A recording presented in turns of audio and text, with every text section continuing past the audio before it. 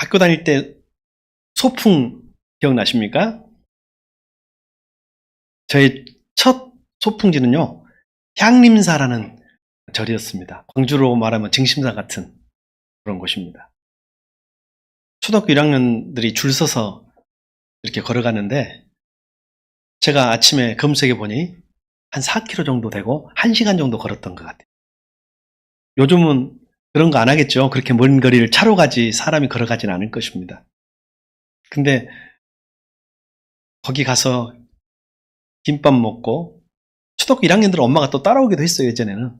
그래서 따라가면 같이 이렇게 즐겁게 했던 기억이 나고, 향림사하고 죽도봉 공원이 있어요. 광주로 말하면 좀 광주공원 같은 어떤 그런 곳이었는데, 한 팔각정도 있고, 거기를 이렇게 병행해서 이렇게 교대로 이렇게 한 해씩 한 해씩 갔던 기억이 납니다. 그리고 제발 여기를 좀 벗어나고 싶다 했는데, 중학교 가니까 순천은 기차가 발달해 있어서 하동 백사장까지 기차로 이동해서 하동 백사장에서 하루 종일 놀았던 소풍에 대한 좋은 기억들이 있습니다. 운동회는 어떤가요? 또 운동회, 가을 운동회는 집안잔치, 마을잔치였습니다. 우리들은 또 6남매니까 적어도 한 3명은 기본적으로 초등학교에 같이 다니고 있어요. 위로 3명, 아래로 3명. 엄마는 되게 바쁘죠.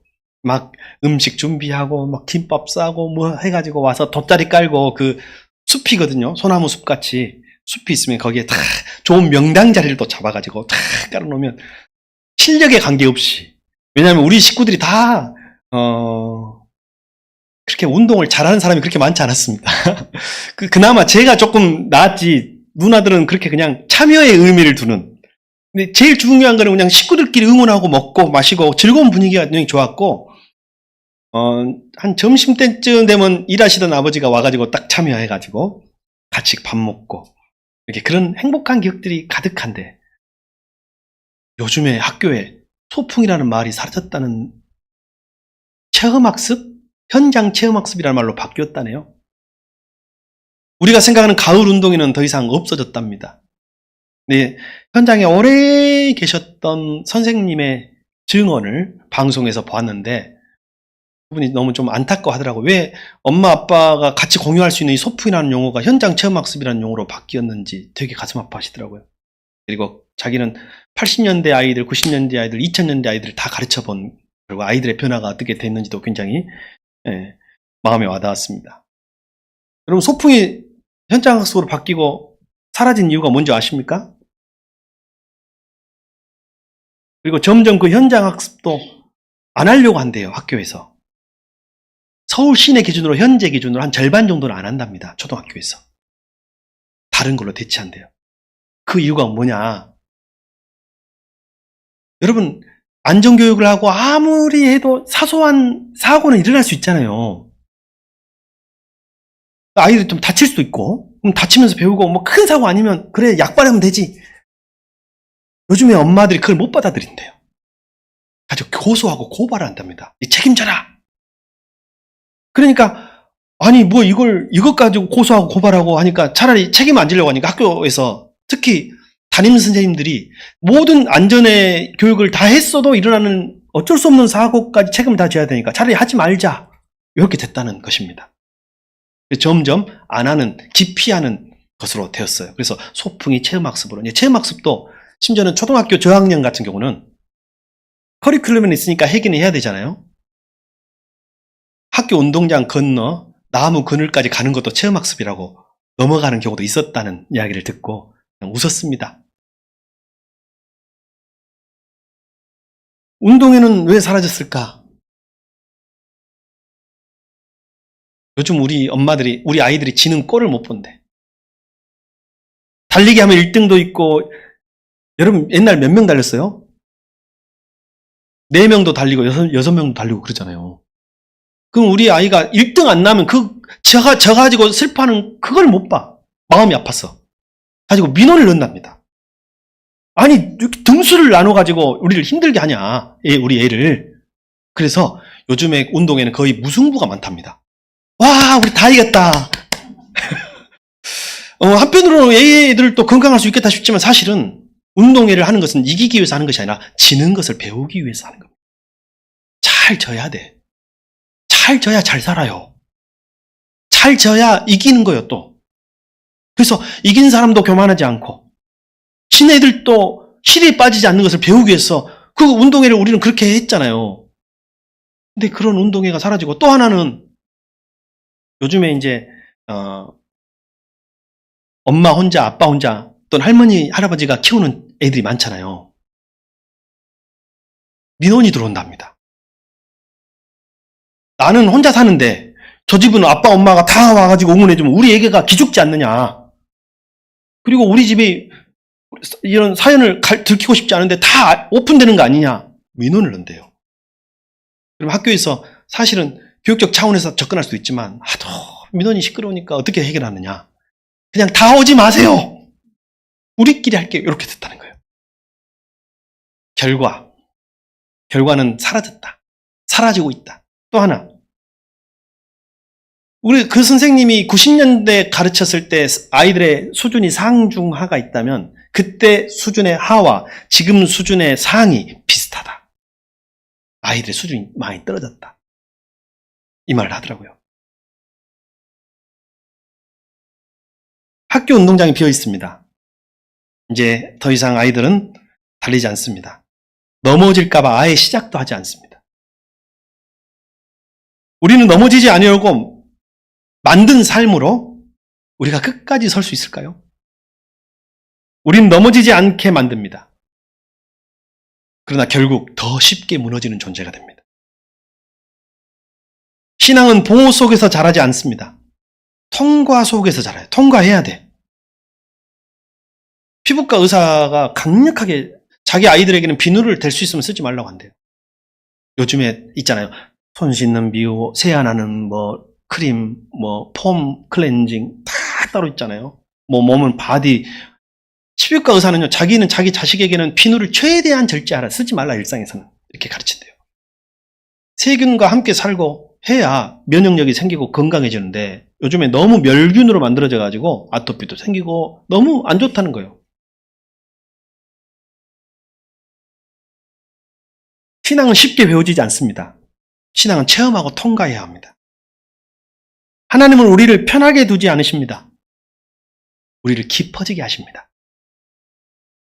이제 그런 것을 배울 수 있는 것이요. 가정에서도 애 한두 명 나가지고 귀하게 키우다 보니까 배울 수가 없지. 학교에서는 민원 때문에 아이들을 제대로 교육할 수가 없지. 교회들은 성도들 떠날까 봐서 성도들 눈치 보이지. 그래도 교회밖에 희망이 없는 줄 믿습니다. 우리가 해봅시다. 하나님은 넘어지지 않게 만드는 것이 아니라 다시 일어나게 만드십니다. 우리의 눈물 속에서도 하나님은 일하고 계십니다. 요즘 학교에서 운동회가 사라지고 있습니다. 소풍도 점점 사라지고 있습니다. 아니, 영어는 사라졌습니다. 이유는 단순합니다. 다치면 안 되기 때문에. 경쟁하면 안 되기 때문에. 지면 안 되기 때문입니다. 어떤 학교는 아이들이 달리는 게임을 안 한다 그래요. 애들이 넘어질까 봐서. 소풍도 멀리 가지 않습니다. 사고가 날 수 있기 때문입니다. 그러면서 말합니다. 우리들 아이를 지켜야 돼. 내 아이들 지켜야 돼. 그러나 한번 생각해 보십시오. 아이들이 넘어져 본 적이 없다면, 져본 적이 없다면, 속상해 본 적이 없다면 다시 일어나는 법을 어떻게 배우겠습니까? 넘어지지 않은 아이가 강한 아이가 아닙니다. 그 아이는 무너지기 쉬운 아이로 자라는 것입니다. 그래서 조금만 부딪히고 무너지고 조금만 손해보면 포기하고 조금만 불편해도 도망치는 아이가 됩니다. 우리는 지키고 있다고 생각하지만 사실은 버티지 못하는 사람으로 만들고 있습니다. 그리고 그 모습은 우리의 신앙과도 너무 닮아 있습니다. 신앙은 쉽게 배우지 않습니다. 통과해야만 배울 수 있습니다. 오늘은 종료주일입니다. 사람들은 외쳤습니다. 주님을 향해 호산나, 호산나. 왕으로 환영한 것입니다. 메시아가 오시면 준비해놨던 그 종려나무들, 이파리가 좀 길고 넓적한 나무입니다. 그 나무들을 흔들고 레드 카펫처럼 깔고, 그것도 부족해서 자기 겉옷을 벗어서 남자들은 또 깔고 흔들고 환영했습니다. 그들은 기대합니다. 믿습니다. 이제 모든 것이 좋아질 거야. 예수님이 오셨으니까, 예수님이 왕으로 등극하시니까 오십시오. 호산나. 여러분, 오늘 우리가 예배 드리러 온 우리의 모습입니다. 오늘 예배 드렸으니까, 나는 기도했으니까, 오늘 이 예배를 통해 나는 좋아질 거야. 그런데 예수님은 조용히 그 길을 걸어가십니다. 그리고 주님이 걸어가신 그 길의 끝은 십자가입니다. 며칠 뒤에 호산나 외쳤던 그 소리는 십자가에 못 박으라는 소리로 바뀝니다. 이것도 우리랑 똑같아. 주님 좋습니다. 사랑합니다. 그랬던 우리가 금방 어떤 일만 하나 터지면 넘어져가지고 나한테 그럴 수 있습니까? 하나님? 나한테 그럴 수 있습니까? 목사님 나한테 그럴 수 있습니까? 이렇게 바뀌는 것이 우리입니다. 그래서 예수님은 사람들의 환호를 붙잡지 않으셨습니다. 예수님은 고통을 피하지 않으셨습니다. 오늘 예수님의 예루살렘 입성은 승리가 아니라 십자가로 가는 길이었습니다. 신앙은 쉽게 배우지 않아요. 통과해야 배웁니다. 예수님의 제자 양육, 바뀌었네요. 예수님의 제자 교육은, 제자 양육은, 제자 훈련은 배우는 것이 아니에요.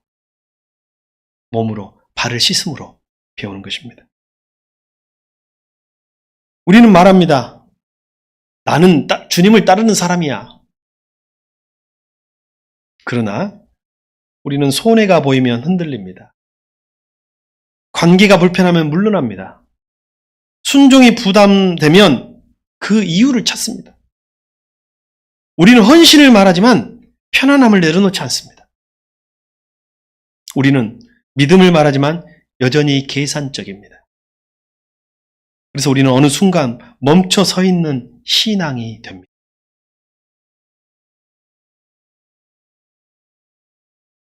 우리는 생각보다 약합니다. 우리는 생각보다 더 피하는 사람입니다. 지금 당신이 피하고 있는 그 한 가지 순종은 무엇입니까? 우리는 멈춰섰습니다. 우리는 그 길에서 돌이켰습니다. 우리는 피했습니다. 그러나 예수님은 멈추지 않으셨습니다. 예수님은 돌아서지 않으셨습니다. 예수님은 끝까지 걸어가셨습니다. 그들의 환호 속에서도, 외로움 속에서도, 고통 속에서도 십자가까지 가셨습니다. 우리가 멈춘 그 자리에서 예수님은 끝까지 가신 것입니다. 그래서 우리가 다시 설 수 있게 되었습니다. 주님이 끝까지 가심으로. 지금도 우리가 다시 시작할 수 있는 이유가 바로 주님이 끝까지 가신 데 있습니다. 신앙은 편안함이 아닙니다. 통과예요. 지금 피하면 우리는 다시 멈춥니다. 신앙은 쉽게 배우지 않습니다. 통과하면서 배웁니다. 우리는 완벽하게 할 수 없는 존재입니다.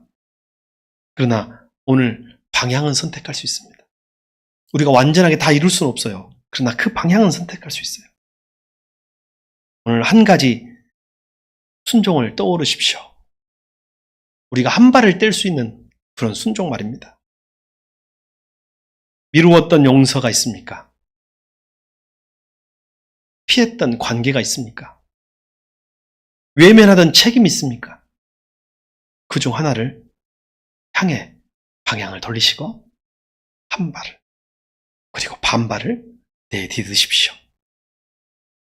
너무 억지로는 할 수 없습니다. 그러나 멈추지도 마십시오. 작은 순종 하나가 하나님 나라의 시작입니다. 한 사람을 품고 먼저 살아내십시오. 당신의 순종은 누군가의 삶을 다시 살릴 것입니다. 오늘 선택하지 않으면 우리는 다시 멈춥니다. 우리는 환호하지만 주님은 십자가로 우리를 부르십니다. 종려나무 가지가 다시 흔들립니다. 사람들은 외칩니다. 호산나, 호산나. 그러나 예수님은 그 길을 조용히 걸어가십니다. 그 길의 끝에는 박수가 아니라 십자가가 놓여 있습니다. 그리고 그 십자가 위에서 우리의 생명이 시작됩니다. 오늘은 주님과 함께 그 길을 걸어가는 우리가 됩시다. 기도하겠습니다. 주님, 우리는 편한 길을 원했습니다. 그러나 주님은 십자가의 길을 걸어가셨습니다. 우리가 멈추지 않게 하시고 피하지 않게 하시고 끝까지 따라가게 하옵소서. 오늘 한 걸음 순종하게 하시고 그 순종 속에서 우리가 통과하여 자라나게 하옵소서. 예수 그리스도 이름으로 기도드립니다. 아멘.